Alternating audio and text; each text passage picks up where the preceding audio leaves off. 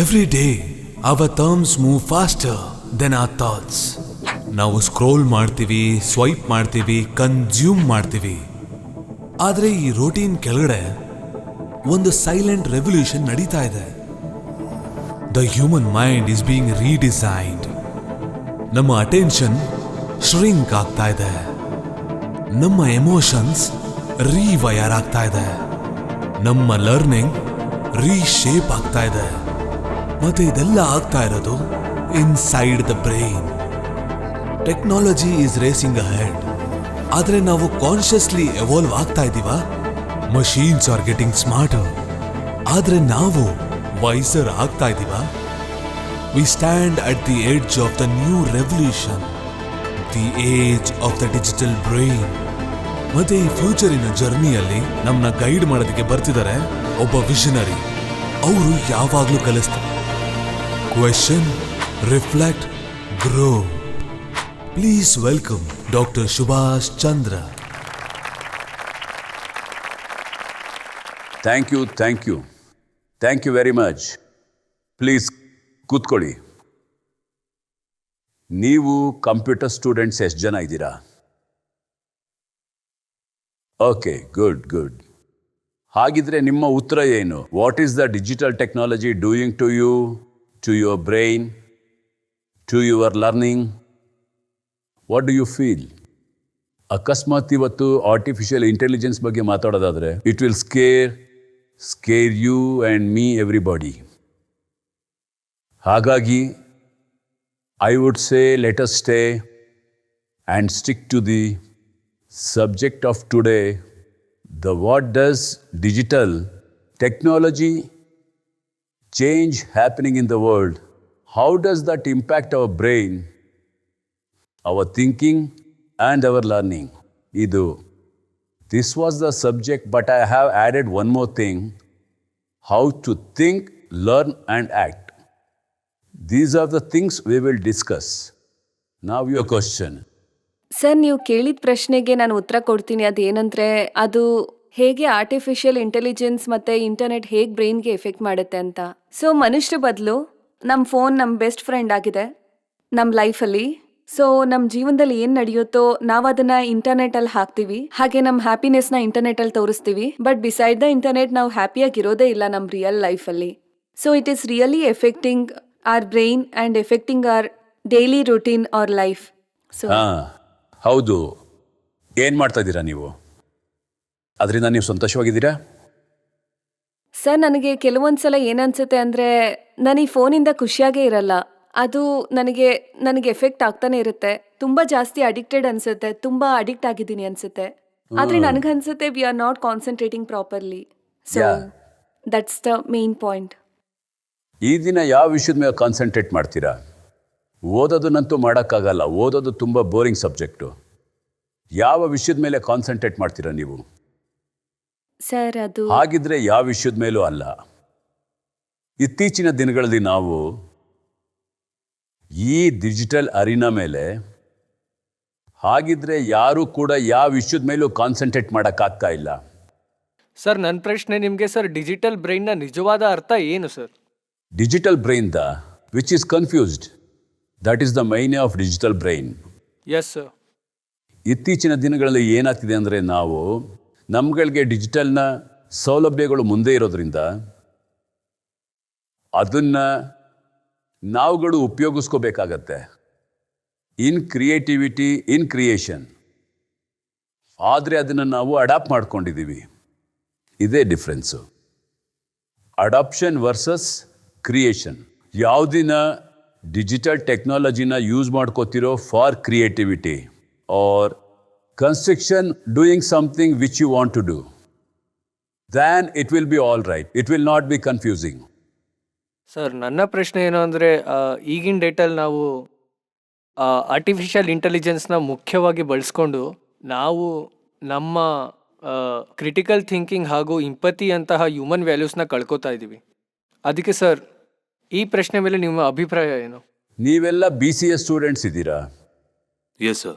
ನೀವೆಲ್ಲ ಸ್ಕೂಲ್ಗೆ ಹೋಗಿದ್ದೀರಾ, ಕಾಲೇಜ್ಗೆ ಹೋಗಿದ್ದೀರಾ. ಕಾಲೇಜ್ ಅಡಿಷನಲ್ಲಿ ನೀವೀಗ ಸ್ಪೆಷಲೈಸೇಷನ್ ಮಾಡ್ತಾ ಇದ್ದೀರಾ ಕಂಪ್ಯೂಟರ್ ಅಪ್ಲಿಕೇಶನ್ನಲ್ಲಿ. ಹಾಗೆ ಇದು ನಿಮಗೆ ಗೊತ್ತಿದೆ, ನಮ್ಮ ಅಸೆಟ್ಸ್ ಏನು ಅಂತ, ನಮ್ಮ ಲಿಯಾಬಿಲಿಟಿ ಏನು ಅಂತ. ನಮಗೆ ಲಾಭ ಕೊಡೋದು ಅಸೆಟ್, ಮತ್ತು ನಮ್ಮನ್ನು ಹಿಂದೆ ಹಿಡಿಯೋದು, ಡ್ರ್ಯಾಗ್ ಮಾಡೋದು ಲಿಯಾಬಿಲಿಟಿ. ಬ್ಯಾಲೆನ್ಸ್ ಶೀಟ್ನಲ್ಲೂ 2 ಸೈಡ್ ಇರುತ್ತೆ, ಒಂದು ಅಸೆಟ್ ಮತ್ತು ಲಿಯಾಬಿಲಿಟಿ. ಇಷ್ಟು ಗೊತ್ತಲ್ವಾ? ಇವತ್ತಿನ ನಾನು ಕೂಡ business man.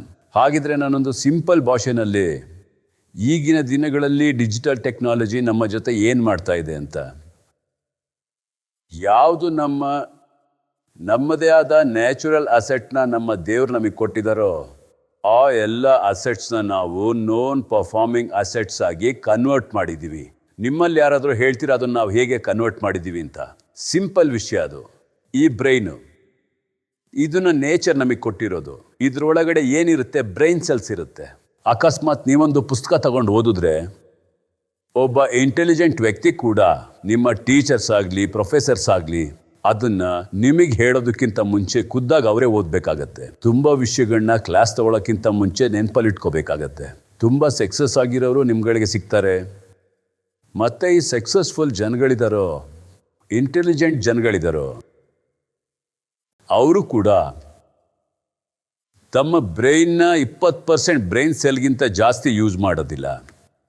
80% of our brain cells are idling even today of the intelligent people. ಅಕಸ್ಮಾತ್ ಅವರು ನಂತರ ಡಲ್ಲೋ ಅಥವಾ ಸ್ಲೋನೋ, ಅವರು 3-4% ಮಾತ್ರ ಯೂಸ್ ಮಾಡ್ತಾರೆ. ಯಾರು 20%ನ ಯೂಸ್ ಮಾಡ್ತಾ ಇದ್ರು ಅವರು, ನನಗೆ ಚೆನ್ನಾಗಿ ನೆನಪಿದೆ, ನಿಮ್ಮ ವಯಸ್ಸಿನವನಾಗಿದ್ದಾಗ 17ನೇ ವಯಸ್ಸಿನಲ್ಲೇ ಬಿಸ್ನೆಸ್ ಮಾಡೋದನ್ನು ಪ್ರಾರಂಭ ಮಾಡಿದೆ. ನಾನೀಗ ನಿಮ್ಮ ಥರ 25ನೇ ವರ್ಷದವನಾಗಿ ಯೋಚನೆ ಮಾಡಿದ್ರೆ, ಆ ವಯಸ್ಸಿನಲ್ಲಿ ಕಮ್ಮಿ ಅಂದರೂ 2000 ಟೆಲಿಫೋನ್ ನಂಬರ್ಗಳು ನನ್ನ ಬಾಯಲ್ಲಿ ಇರ್ತಿತ್ತು. ಇವತ್ತು ನನ್ನ ಹೆಂಡತಿ ನಂಬರೇ ನನಗೆ ಜ್ಞಾಪಕ ಇಲ್ಲ. ಯಾವ ಬ್ರೈನ್ ಸೆಲ್ ಅಸೆಟ್ ಪವರ್ನ ನಮಗೆ ದೇವರು ಕೊಟ್ಟಿದ್ದಾರೋ ಅದನ್ನು ನಾವು ಉಪಯೋಗಿಸೋದನ್ನು ಬಿಟ್ಬಿಟ್ಟಿದ್ದೀವಿ. ಇಂಥ ಒಂದು ದೊಡ್ಡ ಡ್ಯಾಮೇಜನ್ನು ಈ ಡಿಜಿಟಲ್ ಡೆವಲಪ್ಮೆಂಟ್ ಕೊಟ್ಟಿದೆ. ಇನ್ನೂ ಕೆಲವು ವಿಷಯಗಳಿದೆ, ಅದರಿಂದ ನಷ್ಟ ಆಗಿದೆ, ಜೊತೆಗೆ ಲಾಭನೂ ಕೂಡ ಆಗಿದೆ. ನಿಮ್ಮಲ್ಲಿ ಯಾರಾದರೂ ನಿಮ್ಮ ಎಕ್ಸ್ಪೀರಿಯನ್ಸ್ನ ಹೇಳೋಕ್ಕಾಗತ್ತಾ ಅದರಿಂದ ನಿಮಗೆ ಲಾಭ ಆಗಿದೆಯೋ ಇಲ್ವೋ ಅಂತ? ಈ ಡಿಜಿಟಲ್ ಟೆಕ್ನಾಲಜಿಯಿಂದ ನಷ್ಟ ಆಗಿದೆಯಾ? AI ಬಂದಾಗಿಂದ ನನಗೆ ಇವಾಗ ಜಗತ್ನ ಎಕ್ಸ್ಪ್ಲೋರ್ ಮಾಡೋದು ತುಂಬಾ ಈಸಿ ಆಗೋಗಿದೆ ಇಂಟರ್ನೆಟ್ ಥ್ರೂ. ಯಾಕಂದ್ರೆ ಲ್ಯಾಂಗ್ವೇಜ್ ಬ್ಯಾರಿಯರ್ ತೆಗ್ದಾಗಿದೆ. ಯಾಕಂದ್ರೆ ನಾನು ನನ್ನ ಯಾವ ಲ್ಯಾಂಗ್ವೇಜ್ ಅಲ್ಲಿ ಕಂಫರ್ಟ್ ಆಗಿರ್ತೀನೋ ಆ ಸರಿ, ಲ್ಯಾಂಗ್ವೇಜ್ ಒಳ್ಳೆಯದು. ಇದು ನಿಮಗೆ ಲಾಭ ಆಯಿತು. ಎಕ್ಸ್ಪ್ಲೋರೇಷನ್ ಚೆನ್ನಾಗಿದೆ. ನೀವು ಹೇಳಿ. ಸರ್, ಅನಿಮಲ್ ಬಗ್ಗೆ ಏನು ಹೇಳಿದ್ರು ಅದು ನಮಗೆ ತುಂಬ ಇಷ್ಟ ಆಯಿತು. ಲೈಕ್ ಮೊಬೈಲಲ್ಲಿ ವಾಟ್ಸ್ಆ್ಯಪ್ ಗ್ರೂಪ್ ಇರುತ್ತೆ. ಎಲ್ಲಾದ್ರೂ ಪ್ರಾಣಿ ಗೇಟ್ ಆಗಿದ್ರೆ, ಏನಾದ್ರೂ ಸಹಾಯ ಬೇಕಿದ್ರೆ ವಾಟ್ಸ್ಆ್ಯಪ್ಗೆ ಮೆಸೇಜ್ ಬರುತ್ತೆ. ರೆಸ್ಕ್ಯೂ ಟೀಮ್ ಬೇಗ ಬಂದ್ಬಿಡುತ್ತೆ. So that gap has been resolved by this technology. Okay sir, ಇದರಿಂದ ನನ್ಗೇನ್ ಸಹಾಯ ಆಯ್ತು ಅಂದ್ರೆ ನನ್ನ ಲರ್ನಿಂಗ್ ಅಲ್ಲಿ ಮತ್ತೆ ನನ್ನ ಸ್ಟಡೀಸ್ ಅಲ್ಲಿ ತುಂಬಾ ಹೆಲ್ಪ್ ಆಗಿದೆ. ಬಟ್ ಇದರಿಂದ ಏನ್ ಕಳ್ಕೊಂಡೆ ಅಂದ್ರೆ ನನ್ನ ಟೈಮ್ ಅಂತೂ ತುಂಬಾನೇ ವೇಸ್ಟ್ ಆಗ್ತಾ ಬಂತು. ತುಂಬಾ ಕೆಲಸ ನನ್ನ ಫೋನ್ ಇಂದಾನೆ ಆಗೋಗುತ್ತೆ. ಆಮೇಲೆ ಸ್ಟಡೀಸ್ ಮತ್ತೆ ಬೇರೆ ಏನಾದ್ರೂ ಮಾಡ್ಬೇಕು ಅಂದ್ರೆ ಎಕ್ಸರ್ಸೈಸ್ ಸ್ಕಿಲ್ಸ್ಗೋಸ್ಕರ ಆ ಟೈಮ್ ನನ್ ಕವರ್ ಆಗ್ತಾನೆ ಇರ್ಲಿಲ್ಲ. ನಾನೊಂದು ಹುಡುಗಂಗೆ ಇಂಟರ್ವ್ಯೂ ಮಾಡ್ತಾ ಇದ್ದೆ. ಇಂಟರ್ವ್ಯೂ ಡಿಸ್ಕಷನ್ ಮಾಡುವಾಗ ಅವನು ತುಂಬ ಕನ್ಫ್ಯೂಸ್ ಆಗಿದ್ದಾನೆ ನಂಗೆ ಗೊತ್ತಾಯಿತು. Bright Young man but very confused. ನಾನು ಕೇಳಿದೆ, ನಿನ್ನ ಹತ್ರ ಸ್ಮಾರ್ಟ್ ಫೋನ್ ಇದೆಯಾ, ಮೊಬೈಲ್ ಫೋನ್ ಇದೆಯಾ ಅಂತ. ಖಂಡಿತ ಇದೆ, ಕೈಯಲ್ಲೇ ಇತ್ತದು. ಅವನದು ನಂಗೆ ಕೊಟ್ಟ. ಅದರ ಸ್ಕ್ರೀನ್ನಲ್ಲಿ ಕಮ್ಮಿ ಅಂದ್ರೂ ಅದರಲ್ಲಿ 100 applications, may be more than 100 applications. ನಾನು ಕೇಳಿದೆ, ನಿನ್ನ ಸ್ಕಿಲ್ ಏನು ಅಂತ ಸ್ವಲ್ಪ ಹೇಳಪ್ಪ ಅಂತ. ನಿನ್ನ ಯಾವ ಟ್ಯಾಲೆಂಟ್ ನಿನಗೆ ಗೊತ್ತು? What is your talent? Sir, I am A multi tasker. ಅದಕ್ಕೆ ನಾನು ಕೇಳಿದೆ, ನೀನು ಹೇಗೆ ಮಲ್ಟಿ ಟಾಸ್ಕರ್? ಅದು ಒಂದೇ ಸಮಯದಲ್ಲಿ 4-5 ಅಪ್ಲಿಕೇಶನ್ನ ನಾನು ಒಂದೇ ಸಮಯದಲ್ಲಿ ನೋಡ್ತೀನಿ. ಅದ್ರ ಜೊತೆಗೆ ಕಂಪ್ಯೂಟರ್ಸ್ ಮತ್ತು ನನಗೆ ಬರೋ ಕಾಲ್ಸ್ನೂ ಅಟೆಂಡ್ ಮಾಡ್ತೀನಿ. ಮಧ್ಯದಲ್ಲಿ ಯಾವುದಾದ್ರು ಕಾಲ್ ಬಂದರೆ ನಾನು ಅಪ್ಲಿಕೇಶನ್ಸ್ನ ಓಪನ್ ಮಾಡಿರುವಾಗ ನನಗೊಂದು ವೀಕ್ನೆಸ್ ಇದೆ, ಅದರಿಂದ ನಾನು ಕನ್ಫ್ಯೂಸ್ ಆಗ್ತೀನಿ. ಯಾಕೆ ಕನ್ಫ್ಯೂಷನ್ ಆಗ್ತೀನಿ ಅಂದರೆ, ನಾನು ಅಪ್ಲಿಕೇಶನ್ನ ನೋಡ್ತಾ ಇರುವಾಗ ಯಾವುದಾದ್ರೂ ನ್ಯೂಸ್ನ ಓದೋಕ್ಕೆ ಶುರು ಮಾಡಿಬಿಡ್ತೀನಿ. ನ್ಯೂಸ್ ನೋಡಬೇಕಾದ್ರೆ ನನಗೇನಾದ್ರು ನೆನಪಾದರೆ ನಾನು ಅಪ್ಲಿಕೇಶನ್ನ ಓಪನ್ ಮಾಡಿಬಿಡ್ತೀನಿ. ಹಾಗಾದರೆ ಮೇಜರ್ಲಿ ಸ್ಕ್ರೀನ್ ಇದೆಯಲ್ಲ, ಅದೇ ಅವನ ಕನ್ಫ್ಯೂಷನ್ಗೆ ಕಾರಣ ಆಗೋಯ್ತು. ನಾನು ಅವನಿಗೆ ಹೇಳಿದೆ, ನಾನು ನಿನಗೆ ಕೆಲಸ ಕೊಡೋದಿಲ್ಲ, ಆದರೆ ಒಂದು ಸಲಹೆ ಕೊಡ್ಬೋದು. How to convert yourself into 2.0 version. ಅದೇ ನಿಮ್ಮ ಭಾಷೆನಲ್ಲಿ ಹೇಳ್ತಾರಲ್ಲ 2.0 ವರ್ಷನ್ 3.0 ಡಿಜಿಟಲ್ ಭಾಷೆ ಇದೆ ಅಲ್ವಾ? ಹಾಗಾದರೆ ನೀವು 10 ದಿನ ಟೆಲಿಫೋನ್ ಇಲ್ಲದೆ ಒಂದು ಸಲ ಇದ್ದು ನೋಡಿ, your life will be much better. ಆ 10 ದಿನ ನೀವು ಏನೇ ಯೋಚನೆ ಮಾಡಬೇಕು ಅಂದರೆ ಯಾವುದಾದ್ರೂ ಎಲ್ಲಿಯಾದರೂ ಗೊತ್ತಿಲ್ಲದಿರೋ ಡಾರ್ಕ್ ಜಾಗ ಆಗಿರಬೇಕು. ಅವನು ನನಗೆ 10 ದಿನ ಆದಮೇಲೆ ಫೋನ್ ಮಾಡೋಕ್ಕೆ ಶುರು ಮಾಡ್ದ. ನನ್ನ ಸೆಕ್ರೆಟ್ರಿ ಹೇಳಿದ್ರು ನನ್ನ ಬಿಡ್ತಾನೆ ಇಲ್ಲ, ನಾನು ಹಿಂದೆ ಬಿದ್ದೆ ನಿಮ್ಮನ್ನು ಮೀಟ್ ಮಾಡಲೇಬೇಕಂತೆ. ಸರಿ, ಟೈಮ್ ಕೊಡ್ತೀನಿ, ಕರೀರಿ. ಲಿಟ್ರಲಿ ಅವ್ನು ಬಂದು ನನ್ನ ಕಾಲನ್ನ ಗಟ್ಟಿಯಾಗಿ ಹಿಡ್ಕೊಂಡು ಬಿಡ್ತಾನೇ ಇಲ್ಲ. ಸರ್, ನನಗೆ ಹೊಸ ಜೀವನ ಸಿಕ್ಕಿದೆ, ನನಗೆ ಯಾವುದೇ ಕನ್ಫ್ಯೂಷನ್ ಇಲ್ಲ, ಮತ್ತು ನಾನು ನನ್ನ ತಂದೆ ಬಿಸ್ನೆಸ್ನಲ್ಲಿ ಜಾಯಿನ್ ಆಗಿದ್ದೀನಿ. ನಮ್ಮ ತಂದೆನೂ ಖುಷಿಯಾಗಿದ್ದಾರೆ, ನಾನು ಖುಷಿಯಾಗಿದ್ದೀನಿ, ಹಾಗೆ ನಮ್ಮ ಬಿಸ್ನೆಸ್ಸು ಚೆನ್ನಾಗಿ ನಡೀತಾ ಇದೆ. ಲೈಫಲ್ಲಿ ಕನ್ಫ್ಯೂಷನ್ ಇಲ್ಲವೇ ಇಲ್ಲ. ರಾಮ್ದಾರಿಗೆ ದಿನಕರ್ಜಿ ಹೇಳ್ತಾನೆ, ಈ ಮನುಷ್ಯನ ಕೈಯಲ್ಲಿ ವಿಜ್ಞಾನವೆಂಬ ಧ್ಯಾನದ ಹೂವು ಶೂಲವಾಗಿ ಬದಲಾಗಿ ತನ್ನ ಧರ್ಮವನ್ನು ಮರೆತಂಗೆ. ನಮ್ಮ ಧರ್ಮ, ನಮ್ಮ ಕಲ್ಚರ್ ಮರೆತು ನಾವು ಆ ಹೂವನ್ನು ಶೂಲವಾಗಿ ಬದಲಾಯಿಸಿದ್ವಿ, ಅದನ್ನು ಮುಳ್ಳಾಕ್ಸಿದ್ವಿ. ಆದರೆ ಅದನ್ನು ಸರಿಯಾಗಿ ಅರ್ಥ ಮಾಡ್ಕೋಬೇಕಂದ್ರೆ ಅದು ಇದನ್ನು ಡಿಜಿಟಲ್ ಟೆಕ್ನಾಲಜಿನ ಹೇಗೆ ಕನ್ಸ್ಯೂಮ್ ಮಾಡ್ತಿರೋ ನೀವು, ಕನ್ಸ್ಯೂಮ್ ಮಾಡೋ ಜಾಗದಲ್ಲಿ ಅದನ್ನು ಉಪಯೋಗಿಸ್ಕೊಳ್ಳಿ. ಕ್ರಿಯೇಟ್ ಮಾಡೋದಕ್ಕೆ creation, consumption, culture and control, ಈ 4 ಗುಣಗಳನ್ನ ನೆನಪಲ್ಲಿ ಇಟ್ಕೊಳ್ಳೋದಾದರೆ, ಯಾವಾಗಲಾದರೂ ಕನ್ಫ್ಯೂಷನ್ ಆದರೆ ಈ ಟೆಕ್ನಾಲಜಿನ ತಗೊಂಡು, ಡಿಜಿಟಲ್ನ ತಗೊಂಡು ನಿಮ್ಮ ಮೈಂಡು ಕನ್ಫ್ಯೂಷನ್ ಆದರೆ ಅದನ್ನು ಜ್ಞಾಪಿಸ್ಕೊಳ್ಳಿ. ನಿಮ್ಮ ಯಾವುದಾದ್ರು ಸಮಸ್ಯೆ ಈ 4 ಗುಣಗಳಲ್ಲಿ ಸಿಗುತ್ತೆ ನಿಮಗೆ. ಎಸ್, ನಾನು ಏನು ಕೇಳಬೇಕು ಅಂತಿದ್ದೀನಿ ಅಂದರೆ, ನಮ್ಮ ಟ್ರೆಡಿಷ್ನಲ್ ಲರ್ನಿಂಗ್ ಮತ್ತು ಡಿಜಿಟಲ್ ಥಿಂಗ್ಸ್ನ ಬ್ಯಾಲೆನ್ಸ್ ಹೇಗೆ ಮಾಡೋದು ನಮ್ಮ ಲೈಫಲ್ಲಿ? ತುಂಬ ಸತಿ ನಾವು ನಮ್ಮ ಫೋನ್ ಏನಿದೆ ಅದರಲ್ಲಿ ಟ್ಯಾಬಲ್ಲಿ ತುಂಬಾ ಬ್ಯುಸಿ ಆಗಿಬಿಡ್ತೀವಿ ನಾವೆಲ್ಲರೂ, ಮತ್ತು ನಾವು ನಮ್ಮ ಲೈಫ್ನ ಬ್ಯಾಲೆನ್ಸೇ ಮಾಡೋಕ್ಕಾಗಲ್ಲ. ನಂದು ಮೋಸ್ಟ್ ಆಫ್ ದ ಟೈಮ್ ಅದರಲ್ಲೇ ಕಳೆದೋಗುತ್ತೆ. ಯಾವಾಗಿಂದ ಈ ಡಿಜಿಟಲ್ ಟೆಕ್ನಾಲಜಿ ಪ್ರಾರಂಭ ಆಯಿತೋ, ಅದು ನಮಗೆ ಟೆಕ್ನಾಲಜಿ ಅಡ್ವಾನ್ಸ್ಮೆಂಟ್ನ ಪರಿಚಯ ಮಾಡ್ತೋ, ಅದು ನಿಮ್ಮ ಹ್ಯೂಮನ್ ಇಂಟೆಲಿಜೆನ್ಸ್ಗೆ ಎಕ್ಸ್ಟೆನ್ಷನ್ ಆಗುತ್ತೆ. ನನಗೆ ಗೊತ್ತಾಗಿದ್ದು, ನನಗೆ ಅರ್ಥ ಆಗಿದ್ದು, ಯಾವಾಗ ಇದು ಇಂಟ್ರೊಡ್ಯೂಸ್ ಆಯಿತೋ ಆ ಹ್ಯೂಮನ್ ಇಂಟೆಲಿಜೆನ್ಸ್ನ ಆಗಮೆಂಟ್ ಮಾಡಬೇಕಾಯ್ತು, ಇದನ್ನು ಎಕ್ಸ್ಟೆನ್ಷನ್ ಆಯಿತು. ನಮಗೆ ಅನಿಸಿದ್ರೆ ನನ್ನ ಇಂಟೆಲಿಜೆನ್ಸ್ ಏನಿದೆಯೋ ಅದರ ಒಳಗಡೆ ಗ್ರೋತ್ ಆಯಿತು ಮತ್ತು ಹೆಚ್ಚಾಯಿತು. ಅದನ್ನು ಅರ್ಥ ಮಾಡಿಕೊಂಡು ಜನಗಳು ಕ್ರಿಯೇಟ್ ಮಾಡೋದನ್ನು ಪ್ರಾರಂಭಿಸಿದ್ರು. ಇವತ್ತು ಕೂಡ ನಿಮ್ಮ ಕೆಲವು ವಿಷಯಗಳನ್ನ ತಗೊಂಡು ಆರ್ಟಿಫಿಷಿಯಲ್ ಇಂಟೆಲಿಜೆನ್ಸ್ನಲ್ಲಿ ಹೋದರೆ, ನಾವು ನಮ್ಮ ಜೀವನದಲ್ಲಿ ಆರ್ಟಿಫಿಷಿಯಲ್ ಇಂಟೆಲಿಜೆನ್ಸ್ನ ಯೂಸ್ ಮಾಡೋಕ್ಕೆ ಶುರು ಮಾಡಿದ್ದೀವಿ ಕಂಟೆಂಟ್ ಕ್ರಿಯೇಷನ್ ಮಾಡೋದ್ರಲ್ಲಿ. ಆದರೆ ಅದರೊಳಗಡೆ ಸರಿಯಾದದ್ದನ್ನು ಕ್ವಶನ್ನ ಫೀಡ್ ಮಾಡಿಲ್ಲ ಅಂದರೆ, ರೈಟ್ ಸವಾಲನ್ನ ಮೆಷಿನ್ ಹತ್ರ ಕೇಳಿಲ್ಲ ಅಂದರೆ, ನನಗೇನು ಬೇಕು ಅದನ್ನು ನಾನು ಸರಿಯಾಗಿ ಎಕ್ಸ್ಪ್ಲೇನ್ ಮಾಡೋಕ್ಕಾಗಲ್ಲ. ಆಗ ರಿಸಲ್ಟು ಖಂಡಿತ ಕೆಟ್ಟದಾಗಿರುತ್ತೆ. ಈಗ ವಿದ್ಯಾಭ್ಯಾಸ ನಡೀತಾ ಇರೋದು ಕೂಡ ಆರ್ಟಿಫಿಷಿಯಲ್ ಇಂಟೆಲಿಜೆನ್ಸ್ನ ಮೆಷಿನ್ ಆಗಲಿ ಅಥವಾ ಕಂಪ್ಯೂಟರ್ ಆಗಲಿ ಅದಕ್ಕೆ ಸರಿಯಾದ ಪ್ರಶ್ನೆನ ಹೇಗೆ ಕೇಳೋಕ್ಕಾಗತ್ತೆ? That in itself is a study in itself and education in itself. So, that's why I say that use the technology in creation rather than consuming that technology. ಈಗ ನಾವು ಅದನ್ನು consume ಮಾಡ್ತಾ ಇದ್ದೀವಿ. ನಮ್ಮ ಹತ್ರ ಯಾವುದಾದ್ರು ಪ್ರಶ್ನೆಗಳು ಬಂದರೆ ನಾವು ಅದನ್ನು ಕಂಪ್ಯೂಟರ್ನಲ್ಲಿ ಹಾಕಿ ಕೇಳ್ತೀವಿ. ಚಾಟ್ GPT-ನಲ್ಲಿ ಕೇಳಿದ್ರೆ ಅದು ಕೊಟ್ಟಿರೋ ಉತ್ತರದಿಂದ ನಾವು ಅದನ್ನು ಭಗವಂತನ ವಾಣಿ ಅಂದ್ಕೊಂಡು ಅದನ್ನು ಮುಂದುವರಿಸಿದ್ವಿ. ಆದರೆ ನಾವು ಆ ಉತ್ತರನ ತುಂಬ ಆಳವಾಗಿ ಯೋಚನೆ ಮಾಡಲಿಲ್ಲ, ನಾವು ಅದನ್ನು ಅನಲೈಸ್ ಕೂಡ ಮಾಡಲಿಲ್ಲ, ಅದ್ರ ಬಗ್ಗೆ ಪ್ರಶ್ನೆನೂ ಕೂಡ ಕೇಳಲಿಲ್ಲ. ಆ ಮಿಷಿನ್ ಹೇಳ್ತಾ ಇರೋದು ಸರಿಯಾಗಿದೆ ಅನ್ನೋದು ನಮ್ಮ ವಿಶ್ವಾಸವಾಗಿತ್ತು. ನಾವು ಅದನ್ನು ಅನಲೈಸ್ ಮಾಡೋದಾಗಲಿ, ಪ್ರಶ್ನೆ ಮಾಡೋದಾಗಲಿ ಆಗ್ತಾ ಇರಲಿಲ್ಲ, ಅಥವಾ ವಿಚಾರಣೆ ಮಾಡೋದಾಗಲಿ. ನಾನು ಯೋಚನೆ ಮಾಡೋದಕ್ಕೆ ಸಮಾನವಾಗಿ ಅದು ಒಬ್ಬ ಸ್ಟೂಡೆಂಟ್ ಯಾರು ಅಟೆನ್ಷನ್ ಕೊಡ್ತಿಲ್ವೋ, ಒಂದು ಸಬ್ಜೆಕ್ಟ್ನ ಒಬ್ಬ ಟೀಚರು ಪಾಠ ಮಾಡಬೇಕಾದ್ರೆ ಅದರ ಉತ್ತರ ಅವನು ಅಥವಾ ಅವಳು ಆ ಸಬ್ಜೆಕ್ಟ್ನ ಏನು ಅಂತ ಅರ್ಥ ಮಾಡ್ಕೊಳಕ್ಕಾಗದೆ ಟೀಚರ್ ಹೇಳಿಕೊಟ್ಟಿದ್ದನ್ನು ಅದನ್ನು ಎಕ್ಸಾಮಿನೇಷನ್ಗಿಂತ ಮುಂಚೆನೇ ಅದನ್ನು ಅಭ್ಯಾಸ ಮಾಡ್ಕೊಳ್ಳೋದಕ್ಕೆ ಶುರು ಮಾಡ್ತಾರೆ. 1 ಸಲ 2 ಸಲ 3 ಸಲ. ಯಾರಾದರೂ ಹೇಳ್ತೀರಾ ಅದನ್ನು ಎಷ್ಟು ಸಲ ಅಭ್ಯಾಸ ಮಾಡಿದ್ಮೇಲೆ ಅದು ನಿಮಗೆ ಅರ್ಥ ಆಯಿತು ಅಂತ? ಸರ್ 10-15 ಸಲ ಆಗೋಗುತ್ತೆ ಸರ್. 10ರಿಂದ 15 ಸಲ ಆಯಿತು ಅಲ್ವಾ? ನಿಮಗೆ ಅಂಥವರು ಸಿಗ್ತಾರೆ 20 ಸಲ ಆಗಿರ್ಬೋದು, 50 ಸಲ ಆಗಿರ್ಬೋದು. ಆದರೂ ಅದು ಅವ್ರ ತಲೆಗೆ ಹೋಗಿರೋದಿಲ್ಲ.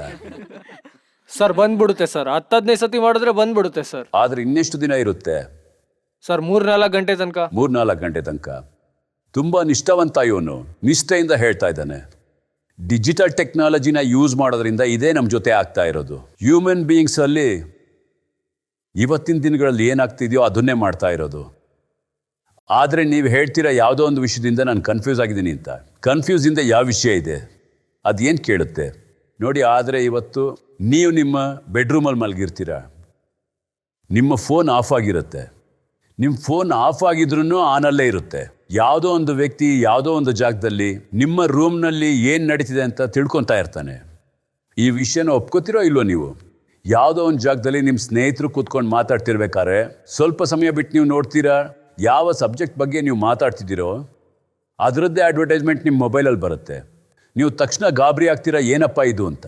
ನೀವು ಆ ವಿಷಯನ ಹೊಗಳ್ತೀರಾ. ಯಾತಕ್ಕೆ ಹೇಳಿ ನೀವು? ಯಾಕೆ ಅದನ್ನೆಲ್ಲ ಮುಂದೆ ತಂದ್ರೆ ಅವರು? ಹಾಗೆ ಇದೆಲ್ಲ ಎಲ್ಲಿ ಹೋಗ್ತಾ ಇದೆ? ಸರ್ ದೇ ಓನ್ಲಿ ವಾಂಟ್ ನಾವು ಅದನ್ನು ತುಂಬ ಯೂಸ್ ಮಾಡಲಿ ಅಂತ. ಅವ್ರಿಗೆ ಏನು ಬೇಕು ಅಂದರೆ ನಾವು ಎಷ್ಟು ಅದನ್ನು ಯೂಸ್ ಮಾಡಿಕೊಂಡು ನಮ್ಮ ಇನ್ಫಾರ್ಮೇಷನ್ನ ತಗೊಂಡು ಅವರು ಯೂಸ್ ಮಾಡಲಿ ಅಂತ. So they are doing things which for their business. ಪ್ರತಿಯೊಬ್ಬರು ನಿಮ್ಮ ಅಟೆನ್ಷನ್ನ ಡಿಮ್ಯಾಂಡ್ ಮಾಡ್ತಾರೆ. ಅದೇ ಅದರ ಕೀವರ್ಡ್. ಮತ್ತೆ ಅವರಿಗೆ ಅದು ಗೊತ್ತು, ಹಾಗೆ ಅಟೆನ್ಷನ್ನ ಕ್ಯಾಚ್ ಮಾಡ್ತಾರೆ. ಮತ್ತು ನೀವು ನಿಮ್ಮ ಅಟೆನ್ಷನ್ನ ಎಷ್ಟು ಕೊಡ್ತಿದ್ದೀರೋ ನಿಮ್ಮ ಬಗ್ಗೆ ನೀವೇ ಮರ್ತೋಗ್ತೀರಾ. ಪರಿವಾರದಲ್ಲಿ ಒಬ್ರಿಗೊಬ್ರು ಮುಖ ಕೊಟ್ಟು ಮಾತಾಡಲ್ಲ. ಅದಕ್ಕೋಸ್ಕರ ಹೇಳೋದು, use this technology for creation rather than consumption. And don't forget your basic human value, your own personal human value, your culture which you are learned, which you believe, your belief system. Otherwise, technology will control you fully. And your control will be so much that you will dislike it, if you are not already disliking. Sir ನಾವೆಷ್ಟೋ ಫ್ಯಾಕ್ಟ್ಸ್ನ ನೋಡಿದ್ದೀವಿ, technology ಅನ್ನೋದು ನಮ್ಮ ಮೇಲೆ ಎಷ್ಟು impact ಆಗುತ್ತೆ ಅಂತ. But ನಾವು ನಮ್ಮ ಡೈಲಿ ಲೈಫಲ್ಲಿ ನಮ್ಮ ರೊಟೀನ್ನ ಹೇಗೆ ಸ್ಕೆಡ್ಯೂಲ್ ಹಾಕೊಳ್ಳೋದು, ಅದು ನಾವು ನಮ್ಮ ಮೇಲೂ ಗಮನ ಕೊಡಬೇಕು. ಹಾಗೆ ಟೈಮ್ ಟು ಟೈಮ್ ಟೆಕ್ನಾಲಜಿಯಿಂದನೂ ಹುಷಾರಾಗಿರಬೇಕು. ದಿನದ ಬೆಳಗ್ಗೆ ಹೇಗೆ ಪ್ರಾರಂಭ ಆಗುತ್ತೋ ಅಲ್ಲಿಂದ ಇದಕ್ಕೂ ಮುಂಚೆ ನಾನು ಹೇಳ್ದಾಗೆ ಇನ್ನೊಂದು ಸೆಷನ್ನಲ್ಲಿ ಒಂದು ಹೆಜ್ಜೆನ ಯಾವಾಗಲಾದ್ರೂ ಮುಂದೆ ಇಡಬೇಕಾಗತ್ತೆ. ಎಲ್ಲದಕ್ಕಿಂತ ಮುಂಚೆ ನಿಮಗೆ ಬೆಳಗ್ಗೆ ಎದ್ದ ತಕ್ಷಣ ಇವತ್ತಿನ ದಿನದಲ್ಲಿ ಯಾರ ಕೈ ದಿನದ ಮೊದಲನೇದಾಗಿ ಮೊಬೈಲ್ ಮೇಲೆ, ಕೆಲವರು ನಾಚಿಕೆ ಪಟ್ಕೊಳ್ತಾ ಇದ್ದೀರಾ ಹೇಳಕ್ಕೆ, 99% ಜನಗಳ ಮೊದಲನೇ ಕೈ ಇತ್ತೀಚಿನ ದಿನಗಳಲ್ಲಿ ಮೊಬೈಲ್ ಮೇಲೆ ಹೋಗುತ್ತೆ. ಹೌದೋ ಇಲ್ವೋ? ಅದಲ್ಲದೆ ನಮ್ಮ ಕಲ್ಚರ್ನಲ್ಲಿ ಏನಿದೆ, ನಮ್ಮ ಕಲ್ಚರ್ ನಮ್ಗೆ ಏನು ಕಲಿಸುತ್ತೆ ಅಂದರೆ, ಎದ್ದ ತಕ್ಷಣ ನಮ್ಮ ಕೈ ನೋಡ್ಕೋ, ಏನು ಹೇಳ್ತಾರೆ ಅದಕ್ಕೆ? ಕರಾಗ್ರೆ ವಸ್ತಲಕ್ಷ್ಮಿ ಕರ್ಮತೆ ಸರಸ್ವತಿ ಕರ್ಮೂಲೆ ಸ್ಥಿತೆ ಗೌರಿ ಪ್ರಭಾತೆ ಕರದರ್ಶನಿಂ. ಈ ಭಾಗದಲ್ಲಿ ಲಕ್ಷ್ಮಿ ಇದೆ, ಈ ಭಾಗದಲ್ಲಿ ಸರಸ್ವತಿ ಇದೆ, ಈ ಭಾಗದಲ್ಲಿ ಬ್ರಹ್ಮ ಇದ್ದಾರೆ. ಬ್ರಹ್ಮ ಭಗವಂತ. ಅದಕ್ಕೆ ನಾವು ನಮ್ಮ ಕೈನ ಎದ್ದ ತಕ್ಷಣ ದರ್ಶನ ಮಾಡಬೇಕು. ಅದು ಬಿಟ್ಟು ನಾವೇನು ಮಾಡ್ತೀವಿ ಅಂದರೆ, ಫೋನ್ ಎತ್ಕೊಂಡು ನೋಡ್ತೀವಿ, ನೆನ್ನೆ ಏನು ಬಂದಿದೆ, ಈಗೇನು ಮಾಡಬೇಕು ಅಂತೇಳಿ ನಾವು ಆಗಲೇ ನಾವು ದಾರಿ ತಪ್ಪಿದ್ದೀವಲ್ವಾ? ನಿಮ್ಮ ಗುರಿನ ನೀವು ನೆನೆಸ್ಕೊಂಡ್ರೆ ನಿಮ್ಮ ಸಮಸ್ಯೆ ಪರಿಹಾರ ಆದಂಗೆ. ಆ ಟೆಕ್ನಾಲಜಿ ಇದೆಯಲ್ಲ, ಅದು ಕೂಡ ನಿಮಗೆ ಗುಲಾಮ ಆಗೋಗುತ್ತೆ. ಈಗಿನ ಕಾಲದ ಮಕ್ಕಳು ಸರ್ ಫೋನ್ ತುಂಬ ಬಳಸ್ತಾರೆ, ಅದಕ್ಕೆ ಅಡಿಕ್ಟ್ ಆಗೋಗಿದ್ದಾರೆ ಸರ್. ಅವ್ರ ಫಿಸಿಕಲ್ ಗ್ರೋತ್, ಮೆಂಟಲ್ ಗ್ರೋತ್ ಯಾವುದೂ ಆಗ್ತಿಲ್ಲ. ಏನಾದರೂ ಪ್ರಶ್ನೆ ಕೇಳಿದ್ರೆ ಸಿಡಿ ಅಂತಾರೆ ಸರ್. ಅವ್ರ ಅಪ್ಪ ಅಮ್ಮನ ಮಾತು ಕೂಡ ಕೇಳಲ್ಲ ಸರ್. ಸರಿ, ಹಾಗಿದ್ರೆ ನಿಮ್ಮಲ್ಲಿ ಯಾರಾದರೂ ಹೇಳಿ, ಇವ್ರ ಪ್ರಶ್ನೆಗೆ ಯಾರು ಉತ್ತರ ಕೊಡ್ತೀರಾ ಅಂತ. ಯಾರು ನೀವು ಕೊಡ್ತೀರಾ ಉತ್ತರನ? ಹೇಳಿ. ಚಾಕ್ಲೇಟ್ ಗೀಕ್ಲೇಟ್ ಕೊಟ್ಟು ಎಲ್ಲ ಒಪ್ಪಿಸ್ತಾರೆ ಮಕ್ಕಳನ್ನ. ಈಗ ಇದು ಅಪ್ಪ ಅಮ್ಮನ ಪರಿಸ್ಥಿತಿ. ಅವ್ರು ಒಪ್ಕೊಳ್ಳೋದೇ ಇಲ್ಲ. ಅದನ್ನ ಲಂಚ ಕೊಟ್ಟು ಒಪ್ಪಿಸ್ತಾ ಫೋನ್ ಇದ್ದೀರಾ? ಕೊಟ್ರೆ ಒಪ್ಕೋತಾರೆ. ಫೋನ್ ಕೊಡಿ ಅವ್ರಿಗೆ. ಬೇರೆ ಯಾರಾದ್ರೂ ಸೀರಿಯಸ್ ಆಗಿ ಉತ್ತರ ಕೊಡ್ತೀರಾ ಇವ್ರ ಪ್ರಶ್ನೆಗೆ? ಒಳ್ಳೆ ಪ್ರಶ್ನೆನೇ ಇದು. ಸರ್ ನಾನು ಏನ್ ಹೇಳ್ತೀನಿ ಅಂದ್ರೆ ಇವ್ರು ಹೇಳಿದ್ರಲ್ಲ ಮಕ್ಳು ಫೋನ್ ನೋಡಿದ್ರೆ ತಲೆ ಕೆಡಿಸ್ಕೋತಾರೆ ಅಂತ. ಕೆಲವೊಬ್ರು ಪೇರೆಂಟ್ಸ್ ಇರ್ತಾರಲ್ಲ ಅದನ್ನೆಲ್ಲ ಅಭ್ಯಾಸ ಮಾಡ್ಸೋದಕ್ಕೆ ಚಿಕ್ಕ ವಯಸ್ಸಿಂದಾನೇ ಮಕ್ಳಿಗೆ ಫೋನ್ ತೋರಿಸ್ತಾರೆ. ಮಕ್ಳುಗಳೇನಾದ್ರೂ ತಿಂತಾ ಇಲ್ಲ ಅಂದ್ರೆ ಫೋನ್ ತೋರ್ಸೋದು, ಅವ್ರ ಫೋನ್ ನೋಡ್ಕೊಂಡ್ ತಿನ್ಲಿ ಅಂತ. ಇವಾಗ ಪೇರೆಂಟ್ಸ್ ಈ ತರ ಮಾಡಿದ್ಮೇಲೆ ಮಕ್ಳು ಕಲಿತಾರೆ ಅಲ್ವಾ. ಪೇರೆಂಟಿಂಗ್ ಬಗ್ಗೆನೂ ಗಮನ ಇಟ್ಕೋಬೇಕಲ್ವಾ. ಅವರೇ ಕಲಿಸ್ತಿದ್ದಾರೆ ಅಂತ, ಅವ್ರು ಯಾವ ಸಂಸ್ಕಾರ ನೀಡ್ತಿದ್ದಾರೆ ಅಂತ, ಅವ್ರಿಗೇನ್ ಹೇಳ್ತಿದ್ದಾರೆ ಅದನ್ನ ಸ್ಟಾರ್ಟಿಂಗ್ ಇಂದಾನೇ ಹೇಳಿದ್ರೆ ಮಕ್ಳು ಅರ್ಥ ಮಾಡ್ಕೋತಾರಲ್ವಾ. ಅದು ನೋಡಿ, ನೀವು ಒಳ್ಳೆ ಉತ್ತರ ಕೊಟ್ರಿ ಇದಕ್ಕೆ. ನಿಮಗೆ ಚಪ್ಪಾಳೆ ಹೊಡಿತೀನಿ. ಏನು ಹೆಸರು ನಿಮ್ಮದು? ಖುಷಿ ಶರ್ಮಾ. ಖುಷಿ ಶರ್ಮಾ. ನೀವು ಕೊಟ್ಟಿರೋ ಉತ್ತರ ಅದು ಕೆಟ್ಟ ಸಂಸ್ಕಾರನ ತಂದೆ ತಾಯಿ ಕೊಟ್ಟಿದ್ದಾರೆ, ಅದಕ್ಕೆ ಈ ಸಮಸ್ಯೆ ಬರ್ತಾ ಇದೆ. ವಿಷಯ ಅದೇ ತಿರುಗಿ ಮುರುಗಿ ಬರ್ತಿದೆ, ಸಂಸ್ಕಾರ ಮತ್ತೆ ಅದೇ ವಿಷಯ ಒಳ್ಳೆದನ್ನೇ ಹೇಳ್ತಾರಲ್ಲ ಸರ್. ಅಪ್ಪ ಅಮ್ಮ ಒಳ್ಳೆ ವಿಚಾರಗಳನ್ನೇ ಕಲಿಸ್ತಾರಲ್ವಾ ಸರ್. ಮಕ್ಳಂತೂ ಇಲ್ಲ ಕಲಿಯೋದೇ ಇಲ್ಲ ಇಲ್ಲ. ಇಲ್ಲ ಇಲ್ಲ ತಂದೆ ತಾಯಿನೂ ತಪ್ಪು ಮಾಡ್ತಾರೆ. ಅವ್ರೇನು ಮಾಡ್ತಾರೆ ಅಂದರೆ, ಯಾರಾದರೂ ವ್ಯಕ್ತಿ ನಮ್ಮ ಮನೆಗೆ ಬಂದಾಗ ಅವ್ರನ್ನ ಅಪ್ಪ ಭೇಟಿ ಹಾಕಿ ಇಷ್ಟ ಇಲ್ಲ ಅಂದಾಗ ಅವಾಗ ಮಕ್ಳಿಗೆ ಹೇಳ್ತಾರೆ, ಮಗನೇ ನಾನು ಮನೇಲಿ ಇಲ್ಲ ಅಂತೇಳಿ ಹೇಳ್ಬಿಡು ಅವರಿಗೆ ಅಂತ. ತಪ್ಪಾಗಿ ಆ ಮಗು ಹೇಳುತ್ತೆ, ನಮ್ಮ ಅಪ್ಪ ಹೇಳಿದ್ರು ಮನೇಲಿ ಇಲ್ಲ ಅಂತೇಳಿ ಹೇಳು ಅಂತ. ಆದರೆ ಸುಳ್ಳು ಹೇಳೋದನ್ನ ಕಲಿಸ್ಬಿಡ್ತಾರೆ ಚಿಕ್ಕ ವಯಸ್ಸಿನಿಂದನೇ. ಅದಕ್ಕೆ ಸಮಾಜದಲ್ಲಿ ವಿಕೃತಿ ನಡೀತಾ ಇರೋದಲ್ವಾ. ಇದೇ ಕಾರಣದಿಂದ ಆ ಒಂದು ವಿಕೃತಿ ಜೊತೆಗೆ ಇನ್ನೊಂದು ವಿಕೃತಿನ ನಾವು ಜೋಡಿಸ್ತೀವಲ್ವಾ. ನಾನು ಏನು ಹೇಳ್ತೀನಿ ಅಂತಂದರೆ, ಡಿಜಿಟಲ್ ಟೆಕ್ನಾಲಜಿನ ನೀವದು ಅದರಿಂದ ದೂರ ಹೋಗೋಕ್ಕಾಗೋದಿಲ್ಲ ಇವತ್ತಿನ ಯುಗದಲ್ಲಿ. We are on object. Technology ನಿಮ್ಮನ್ನು ಒಂದು ಸಬ್ಜೆಕ್ಟ್ ಆಗಿ ಬದಲಾಯಿಸಿದೆ ಮತ್ತು ನಿಮಗೆ ಸಂತೋಷನ ಕೊಡ್ತಾ ಇದೆ. ಒಂದು ಬಟನ್ನ ಪ್ರೆಸ್ ಮಾಡೋ ನಿಮಗೇನು ಸಂತೋಷ ಬೇಕೆಲ್ಲ ಸಿಗ್ತಾ ಇದೆ. ನಿಮ್ಮ ಇನ್ನೊಂದು ಕೈ ನಿಮ್ಮ ಅಂತರನ ಯಾವುದರಿಂದ ಕಾಯ್ಕೊಳ್ತಾ ಇದೆ ಅಂದರೆ, ಬೇಸಿಕ್ ಹ್ಯೂಮನ್ ವ್ಯಾಲ್ಯೂಸ್ನಿಂದ. ಒಳಗಿನಿಂದ ಹ್ಯೂಮನ್ ಬೀಯಿಂಗ್ ಸಂತೋಷವಾಗಿಲ್ಲ. ಆ್ಯಂಡ್ ಮೇಕಿಂಗ್ ದಿಸ್ ಸ್ಟೇಟ್ಮೆಂಟ್, ಇವತ್ತು ನಿಮ್ಮಲ್ಲಿ ಯಾರಾದರೂ ಇಷ್ಟು ಜನ ಕೂತಿದ್ದೀರಲ್ಲ, ಯಾರಾದರೂ ಒಬ್ಬರು ವ್ಯಕ್ತಿ, ಹುಡುಗ ಅಥವಾ ಹುಡುಗಿ ಹೇಳಿ, ನನಗೆ ಇವತ್ತಿನ ದಿನದಲ್ಲಿ ಯಾವುದೂ ದುಃಖ ಆಗಿಲ್ಲ ಅಂತ. ನಿಮ್ಮಲ್ಲಿ ಯಾರು ರೆಗ್ಯುಲರ್ ಎಕ್ಸಸೈಸ್ನ ಮಾಡ್ತೀರಾ? ವೆರಿ ಗುಡ್, ತುಂಬ ಜನ ಮಾಡ್ತೀರಾ. ಯಾವತ್ತು ನೀವು ಮಾಡೋದಿಲ್ವೋ ಅವತ್ತು ನಿಮಗೆ ಏನಾದರೂ ಬೇರೆ ಥರ ಅನಿಸುತ್ತಾ? ನೀವೇನಾದರೂ ರೆಗ್ಯುಲರ್ ಆಗಿ ಎಕ್ಸಸೈಸ್ ಮಾಡ್ತೀರಾ? Yes sir. ಆ ದಿನ ನಿಮಗೆ ಯಾವ ಥರ ಫೀಲ್ ಆಗುತ್ತೆ? ಸರ್ ಆ ದಿನ ತುಂಬಾ ಆಲಸ್ಯ ಆಗುತ್ತೆ. ಅವತ್ತು ಆಲಸ್ಯ ತುಂಬಿರುತ್ತೆ. ಬಾಡಿಲಿ ಪೇನ್ ಆಗೋದು ಶುರು ಆಗುತ್ತೆ, ಅದಕ್ಕೆ ಬೇಕಾಗಿರೋದು ಸಿಗ್ತಾ ಇರಲ್ಲ. ಏನು ನಿಮಗೆ ಸಿಗ್ಲಿಲ್ವೋ ಅದು ನಿಮಗೆ ದಿನ ಸಿಗ್ತಾ ಇತ್ತು. Yes sir. ಬ್ರೈನಿನ ಕೆಲಸ ಏನು? ಸರ್ ಬ್ರೈನ್ನ ಕೆಲಸ ಯೋಚಿಸೋದು, ಅದನ್ನು ಅರ್ಥ ಮಾಡ್ಕೊಳ್ಳೋದು, ಎಸ್ ಸರ್, ಅದನ್ನು ಅನಲೈಸ್ ಮಾಡೋದು, ಏನಾದ್ರು ಸಮಸ್ಯೆ ಬಂದರೆ ಅದನ್ನು ನಿವಾರಣೆ ಮಾಡೋದು, ಅದೆಲ್ಲ ಬ್ರೈನಿನ ಕೆಲಸ. Yes sir. ಬ್ರೈನ್ ಆಗಲಿ ಮನಸ್ಸಾಗಲಿ ಎರಡೂ ಒಂದು ರೀತಿಯಲ್ಲಿ ಒಂದೇನೆ. Yes sir. ನಾನು ಇದಕ್ಕಿಂತ ಮುಂಚೆ ಒಂದು ಶೋನಲ್ಲಿ ಹೇಳಿದ್ದೆ, ಬ್ರೈನನ್ನು ವಶ ಮಾಡ್ಕೊಳ್ಳಿ, ಕಂಟ್ರೋಲ್ ಮಾಡ್ಕೊಳ್ಳಿ. ನಿಮ್ಮ ಮನಸ್ಸಿನ ಕಂಟ್ರೋಲು ಈ ಮೊಬೈಲಿಗೆ ಕೊಟ್ಟಿದ್ದೀರಾ, ಈ ಟೆಕ್ನಾಲಜಿಗೆ ಕೊಟ್ಟಿದ್ದೀರಾ. ಈಗ ನಿಮ್ಮ ಬ್ರೈನ್ ಯೂಸ್ ಆಗ್ತಾ ಇಲ್ಲ ಅಂತಂದರೆ ಅದು ನಿಮ್ಮ ಬ್ರೈನು ಕೆಲಸ ಮಾಡ್ತಾ ಇಲ್ಲ ಅಂತಂದರೆ ಅದು ಬರ್ತಾ ಬರ್ತಾ ಡಲ್ ಆಗ್ತಾ ಇದೆ ಅಂತ ಅರ್ಥ. Yes sir. ಈಗಿನ ದಿನಗಳು ಆ ಸ್ಟ್ಯಾಟಿಸ್ಟಿಕ್ಸ್ ಏನಿದೆಯೋ ಅದು ನಿಮ್ಮ ಬುಕ್ಸ್ನಲ್ಲಿ ನೋಡಿ ಅಥವಾ ಇಂಟರ್ನೆಟ್ನಲ್ಲಿ ಕೂಡ ನೋಡಿ. ಇವತ್ತು 2025 ಭಾರತದಲ್ಲೇ ಎಷ್ಟು ಜನ ಡಿಪ್ರೆಷನ್ ಅನ್ನೋ ಕಾಯಿಲೆಯಿಂದ ನರಳ್ತಾ ಇದ್ದೀರಾ? 2000ರಲ್ಲಿ ಎಷ್ಟು ಜನ ಇದ್ದರು, 20 ವರ್ಷದಲ್ಲಿ ಎಷ್ಟು ಜನ ಜಾಸ್ತಿ ಆಗಿದ್ದಾರೆ ಡಿಪ್ರೆಷನ್ ಅನ್ನೋ ಕಾಯಿಲೆಯಿಂದ ದುಃಖಿತರಾಗಿದ್ದಾರೆ? ಅದು ಇವತ್ತಿನ ಯುಗದಲ್ಲಿ ಎಷ್ಟು ಜನ ಅಲ್ಝೈಮರ್ ಮತ್ತು ಡಿಮೆನ್ಷಿಯಾದಿಂದ ಸಫರ್ ಆಗ್ತಾ ಇದ್ದಾರೆ?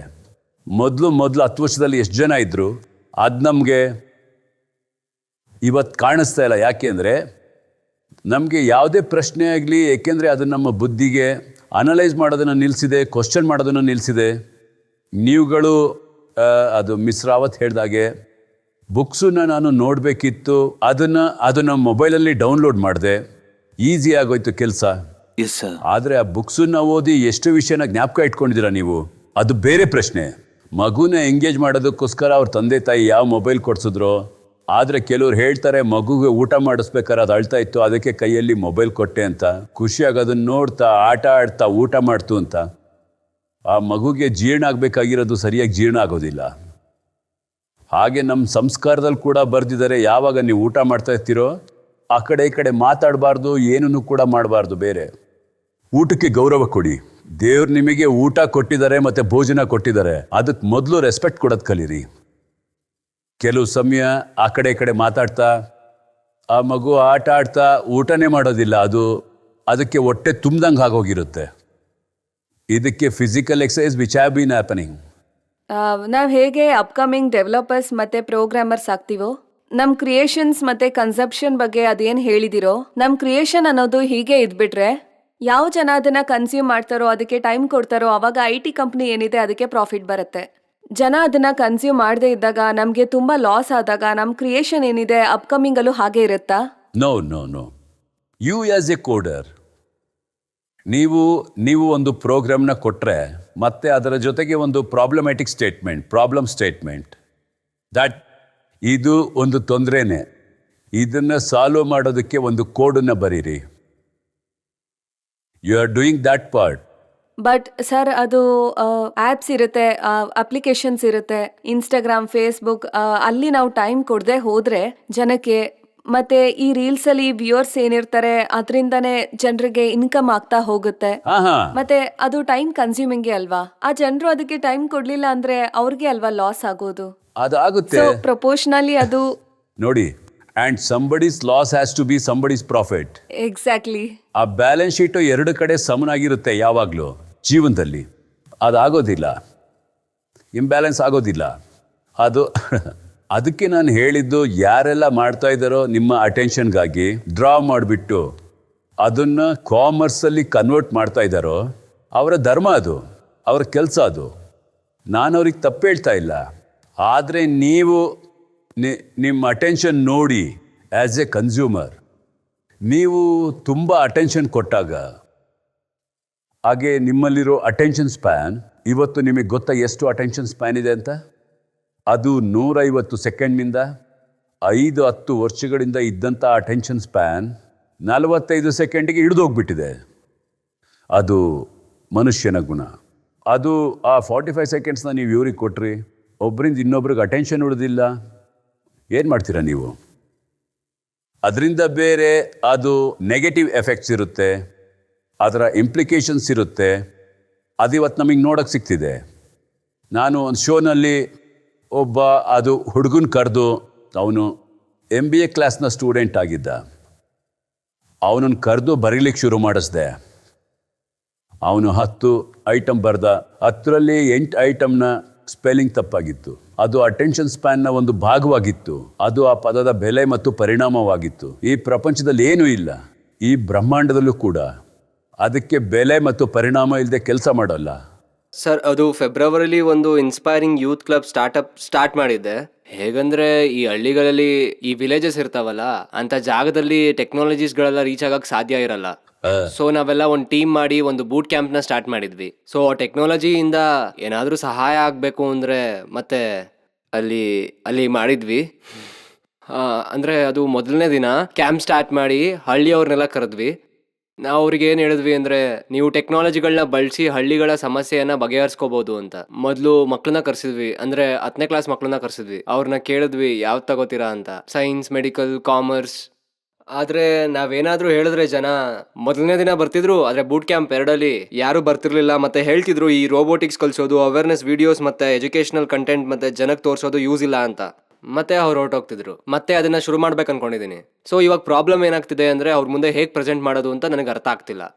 ಮೊದಲು ಅವನ ಬೇಸಿಕ್ ನೆಸೆಸಿಟಿ ಏನಿದೆ ಅದನ್ನು ಪೂರ್ಣ ಮಾಡಬೇಕು. ಎಲ್ಲಿವರೆಗೂ ಅದು ಪೂರ್ಣ ಆಗೋದಿಲ್ವೋ, ಮನುಷ್ಯನ ಹ್ಯೂಮನ್ ನೇಚರ್ ಏನಿದೆಯೋ ಅದು ಅವನಿಗೆ ತಿನ್ನಕ್ಕೆ ನನ್ನ ಹತ್ರ ಏನು ವಸ್ತುಗಳೇ ಇಲ್ಲ, ನನಗೆ ತೊಟ್ಕೊಳ್ಳಿಕ್ಕೂ ಯಾವುದೇ ವಸ್ತುಗಳಿಲ್ಲ, ನೀವೀಗ ಏನು ಮಾತಾಡ್ತಾ ಇದ್ದೀರೋ ಅದೆಲ್ಲ ಕಂಪ್ಯೂಟರ್ನ ಭಾಷೆ ಮಾತಾಡ್ತಾ ಇದ್ದೀರಾ ಅಲ್ವಾ? ಯಾವ ವಿಷಯ ನನ್ನ ಮೆದುಳಿನ ಒಳಗಡೆ ಹೋಗೋದೇ ಇಲ್ವೋ ನನ್ನ ಮನಸ್ಸಿನಲ್ಲಿ, ಅದ್ರ ಬಗ್ಗೆ ನನಗೆ ಅರ್ಥ ಆಗಿಲ್ಲ ಅಂದರೆ ತುಂಬ ಬೋರ್ ಆಗೋಗುತ್ತೆ. ಇವತ್ತು ನೀವೇನು ಮಾಡ್ತೀರಾ? ತುಂಬ ಸಲ ಬೋರ್ ಆಗುತ್ತೆ, ಕೂತ್ಕೊಂಡ್ರೂ ಬೋರ್ ಅನಿಸುತ್ತೆ, ಬೋರ್ ಆಗ್ತಾ ಇದೆ. ಬೋರ್ ಆಗದೆ ಇರೋದಕ್ಕೆ ಏನು ಮಾಡ್ತೀರಾ? ಏನು ಮಾಡೋದು? ಇನ್ಸ್ಟಾಗ್ರಾಮ್ಗೆ ಹೋಗ್ಬಿಡ್ತೀರಾ, ಇನ್ಸ್ಟಾ ರೀಲ್ ಸ್ಕ್ರೋಲ್, ಬೇರೆ ಯಾವುದಕ್ಕೋ ಇನ್ನೊಂದಕ್ಕೆ ಲಾಗಿನ್ ಆಗ್ತೀರಾ.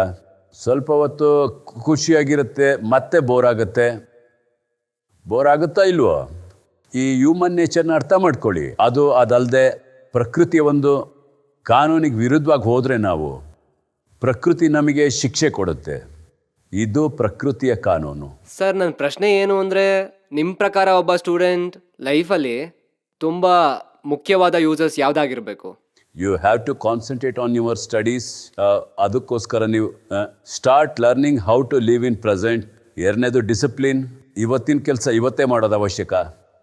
ಈಗಿನ ಕೆಲಸ ಈಗಲೇ ಮಾಡೋದು. There is no tomorrow. And third is to remain healthy. These are 3 things in my mind: healthy, concentration and discipline. Sir ಒಬ್ಬ ಸ್ಟೂಡೆಂಟ್ ನಾನು ಮಾತಾಡ್ತೀನಿ. ಸರ್ ನೀವು ನಿಮ್ಮ 20 ವರ್ಷದ ಓಲ್ಡ್ ವರ್ಷನ್ಗೆ ಅಡ್ವೈಸ್ ಮಾಡೋದಾದರೆ ಏನು ಅಡ್ವೈಸ್ ಮಾಡ್ತೀರಾ? ನಾನಿವತ್ತು ರಿವೈಂಡ್ ಮಾಡ್ಕೊಬೇಕು ಅಂತಂದರೆ ಇವತ್ತು ನಾನು ಏನು ಕಲಿತೆ ಅಂತ 50 ವರ್ಷದ ನಂತರ try to live in the present. ನಾನು ಅದನ್ನು ಆ ಸಮಯದಲ್ಲಿ ಮಾಡ್ತೀನಿ. ಆದರೆ ಹಳೆ ವಿಷಯನ ನೆನಪಿಸ್ಕೊಂಡು ರಿಗ್ರೆಟ್ ಆದರೆ ಮತ್ತು ಫ್ಯೂಚರ್ನ ನೆನಪಿಸ್ಕೊಂಡು ಆಂಗ್ಸೈಟಿ ಕ್ರಿಯೇಟ್ ಆಗುತ್ತೆ. ಎರಡನ್ನೂ ಕೆಟ್ಟದೇನೆ. ಸರ್ ನೀವು ನಿಮ್ಮ ಫೇಲ್ಯೂರಲ್ಲಿ ಇದ್ದಾಗ ನಿಮ್ಮನ್ನು ನೀವು ಹೇಗೆ ಮೋಟಿವೇಟ್ ಮಾಡ್ತಿದ್ರಿ? ಸೋಲನ್ನು ಒಪ್ಕೋಬಾರ್ದು.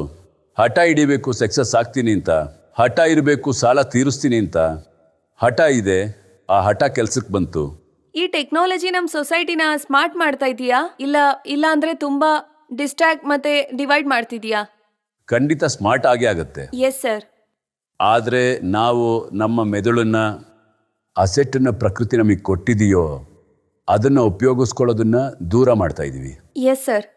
ನಾವು ವಿತ್ ದ ರಿಸಲ್ಟ್ ಮುಂದೆ ಬರೋ ಸಮಯದಲ್ಲಿ ನಾವು ನಮ್ಮನ್ನು ನಮ್ಮ ಪರಿವಾರನ, ನಮ್ಮ ಸಮಾಜನ ಯಾವ ರೀತಿ ನೋಡ್ಕೊಳ್ಬೇಕು, ಯಾವ ರೀತಿ ಕಾಂಟ್ರಿಬ್ಯೂಟ್ ಮಾಡಬೇಕು, ಅದನ್ನು ನಾವು ಮಾಡ್ತಾ ಇಲ್ಲ. ನಮ್ಮನ್ನು ಉಪಯೋಗಿಸ್ಕೊಳ್ಳೋದನ್ನು ಬಿಟ್ಬಿಟ್ಟು ಮತ್ತು ಟೆಕ್ನಾಲಜಿನ ಯೂಸ್ ಮಾಡೋದನ್ನು ಕಲೀರಿ. So moralize, we have covered most of the questions. I hope it was helpful and useful. To me it was useful. I have learned some of the things. But ನಾನು ಇದನ್ನು ಹೇಳಿ ಕೊನೆ ಮಾಡ್ತಾ ಇದ್ದೀನಿ. ಅದು ಒಂದು ವೇಳೆ ತಿಳ್ಕೊಳ್ಳೋದ್ರಲ್ಲಿ ಸ್ವಲ್ಪ ಫಾಸ್ಟ್ ಆಗಿದ್ದೀವಿ.